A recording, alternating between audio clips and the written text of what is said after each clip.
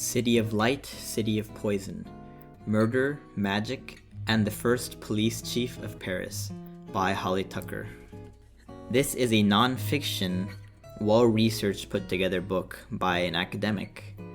It is about the affair of Poisonings from 1677 to 1682, which occurred in Paris, France, during the reign of King Louis XIV, the Sun King, or the Sun Emperor.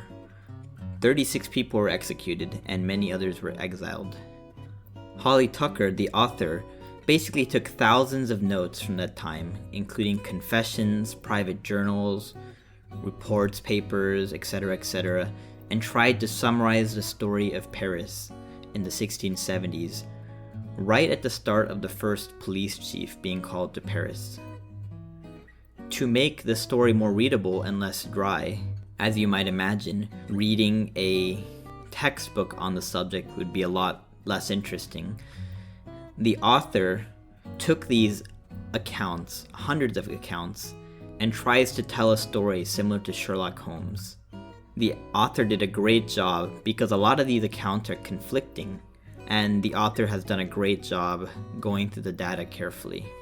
This is a good mystery novel because there are main characters, dramas, suspects, some vaguity in the results as well, and everyone has their backstories and their reasons for doing why they do things.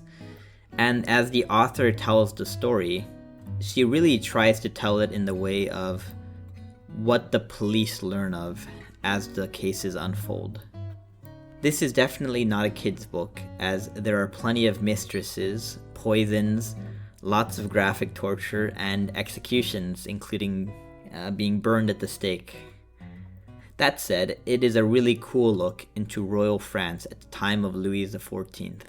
There is a lot of royalty and nobility in this book, so it's not just the underbelly of Paris, but you get a good glimpse at how the underbelly of Paris impacted the nobility of Paris.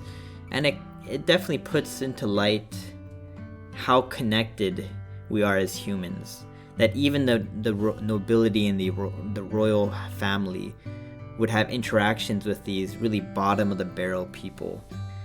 There are some very respectable individuals, well juxtaposed by criminal scum. For example, the police chief is this very loyal, very faithful, hardworking, diligent, intelligent police chief. Think of Javert in Les Mis, but less fanatical and a little bit more practical and reasonable. In fact, this whole book reminded me a lot about Les Mis and gave me a lot more of an understanding of life in those times, though I do think Les Mis was a little bit different time period. One thing I do appreciate in this novel is how grounded the police were.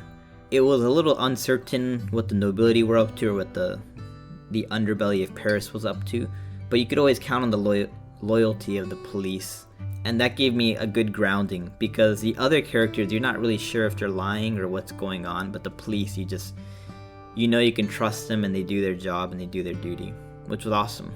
And some of that backstabbing isn't just from nobility or the underbelly. Sometimes it's the clergy or the priests or bishops, and yeah, it was all over the place.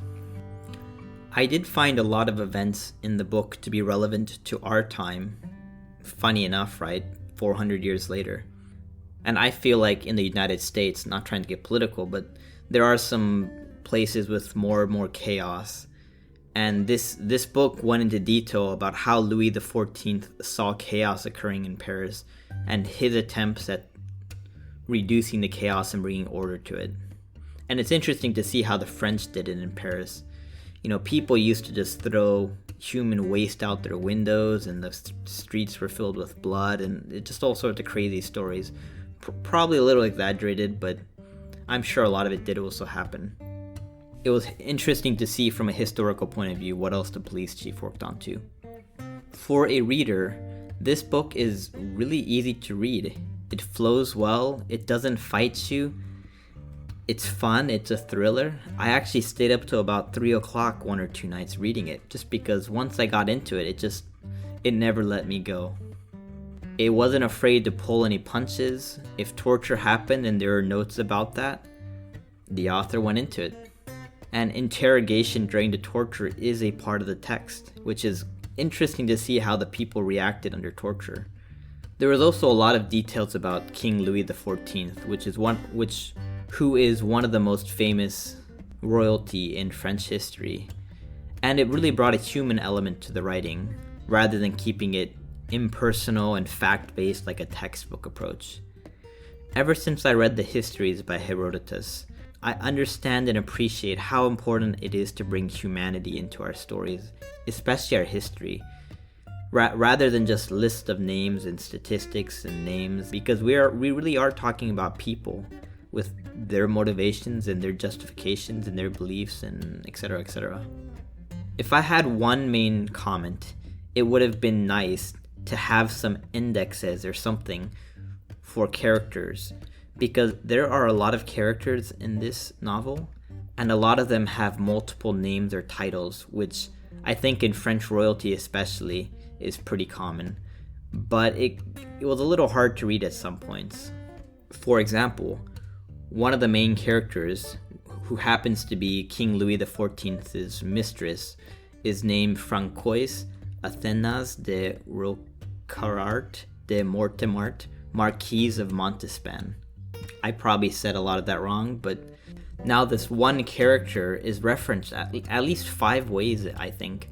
Madame de Montespan, Athénas, Montespan, Francois Athénas de Montespan. There's just a lot of names, and it got a little confusing, especially because a lot of the names are similar. It would have been easier to try and just keep the names similar or something like that. By the end of the book, I did get used to it, but it is different from English, and it really would have helped to have some summaries that I could just reference back. So I got confused a couple times in this book for sure. As this was actually a historical event, there were actually pictures in this book, which were awesome. They helped me differentiate some of the names, as I mentioned before, and that was very helpful for me. And I was able to split off the people and try and put faces and associate names with different people. The ending of the book, there was a lot of ambiguity left, and to this day there's still speculation and imagination to be had about this affair of poisons. I enjoyed the ambiguity in the witness testimony. It made it feel much more real, that you can have 2 people that work together, but they say 2 different versions of events, and they're protecting themselves too, so it's kind of hard to say which one's right, or maybe they're both kind of right, and that kind of got compounded over and over again, and it made it feel very realistic to me. I could feel the frustration and sympathize with the frustration of the police chief as he was trying to really figure out what is going on, what really happened. And the author did a great job of showing us how this happened through different interrogations and interviews and trial witnesses, rather than just telling us, hey, we're not sure. I would recommend this book to anyone who really likes crime or history or French history. There's a lot of good stuff here. If you like crime, even just the crime novel type of book, even though this is a non-fiction book, I think you'll really like this book. And that is my review of City of Light, City of Poison. I hope you enjoyed my review. If you liked it, please consider giving me a like. And I hope you give this book a shot too. I was surprised at how interesting a non-fiction event could be told, and I think this author did a great job without skimping on the details or what really happened, while also making it highly readable and human. Thanks, and have a nice day.